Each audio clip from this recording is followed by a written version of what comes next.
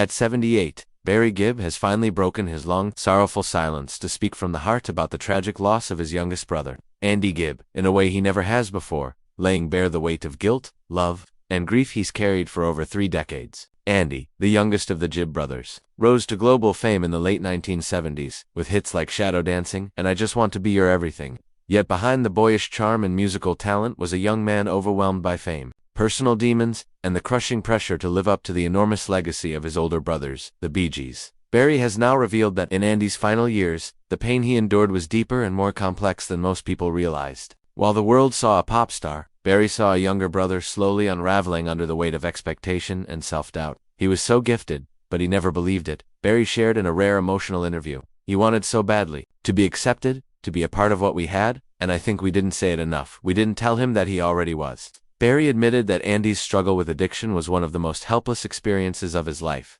and that he has spent decades questioning whether he and his family could have done more. There's not a day I don't think about what more I could have said, what more I could have done, Barry confessed. And that's a pain you just learn to carry.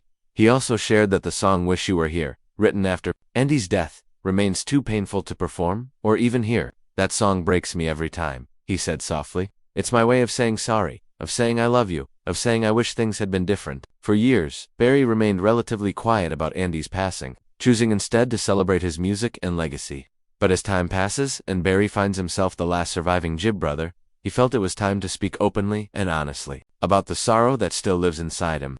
Losing Andy was like losing a piece of my soul, he said, and then to lose Morris and Robin, after that time the last one standing. And that's something I never imagined. Despite the immense success of the Bee Gees, Barry now speaks less about the gold records and more about the brothers who shared that journey, their laughter, their fights, their love, and ultimately, their absence.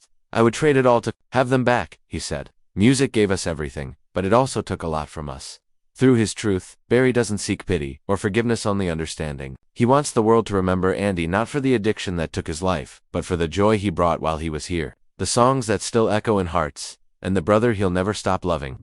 At 78, Barry Gibb finally gave voice to decades of silence, and in doing so, he not only honored Andy's memory, but gave fans permission to grieve with him and, perhaps, find peace, too.